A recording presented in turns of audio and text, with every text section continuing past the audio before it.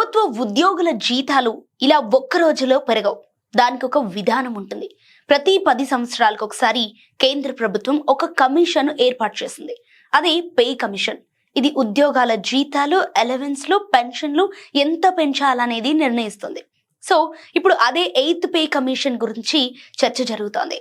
కేంద్ర ప్రభుత్వం నవంబర్ 3, 2025న ఈ కమిషన్ ను అధికారికంగా ఏర్పాటు చేసింది. దీనికి 18 నెలల గడువు ఇచ్చింది. అంటే ఈ కమిషన్ తన సిఫార్సులను 2026 చివరికి లేదా 2027 ప్రారంభానికి ఇవ్వచ్చు. కానీ ఇక్కడే చాలా మందికి ఒక డౌట్ ఉంది. కమిషన్ ఏర్పడిందంటే జీతాలు వెంటనే పెరుగుతాయని అర్థమా, లేదా ఇంకా సమయం పడుతుందా? కమిషన్ ఏర్పడిందంటే జీతాలు వెంటనే పెరుగుతాయనే అర్థం కాదు.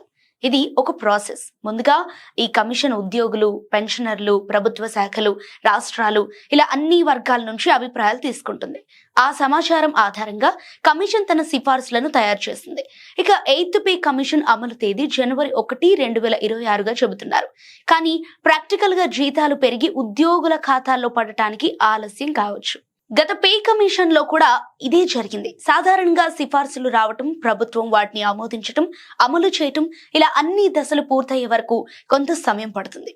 అందుకే ఎక్కువగా 2026 చివరిలో లేదా 2027 ఆర్థిక సంవత్సరంలో కొత్త జీతాలు అమల్లోకి వచ్చే అవకాశం ఉంది.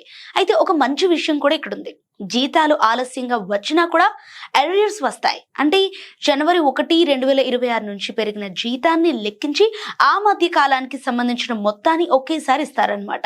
సో దీంతో ఉద్యోగులకు ఒకేసారి పెద్ద మొత్తం వచ్చే అవకాశం ఉంటుంది.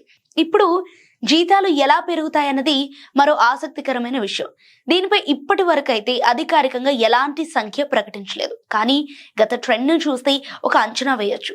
6వ పే కమిషన్ సమయంలో సగటున సుమారు 40% వరకు పెరిగింది. 7వ పే కమిషన్ లో అది సుమారు 23 నుంచి 25% మధ్యలో ఉంది. ఇప్పుడు 8వ పే కమిషన్ లో సుమారు 20 నుంచి 35% మధ్య పెరుగుదల ఉండొచ్చని నిపుణులు అంచనా వేస్తున్నారు. ఇందులో ఫిట్మెంట్ ఫ్యాక్టర్ కూడా చూడాలి. ఇది బేసిక్ జీతాన్ని ఎంత రెట్లు పెంచాలనేది నిర్ణయిస్తుంది. ప్రజెంట్ ఇది 2.57గా ఉంది.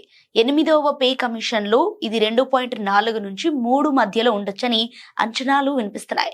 అయితే చివరి నిర్ణయం ఈ అంచనాలపై ఆధారపడదు. దాన్ని నిర్ణయించేది దేశ ఆర్థిక పరిస్థితి. ఇన్ఫ్లేషన్ ఎంత ఉంది, ప్రభుత్వానికి ఉన్న ఆర్థిక స్తోమత ఎంత, ట్యాక్స్ ఆదాయం ఎలా ఉంది వంటి అంశాలు చాలా కీలకం ఇందులో. సో మొత్తంగా చూస్తే 8వ పే కమిషన్ ప్రక్రియ మొదలైందని స్పష్టత కొంత వచ్చింది. కానీ జీతాలు వెంటనే పెరగవు, కొంత సమయం పడుతుంది.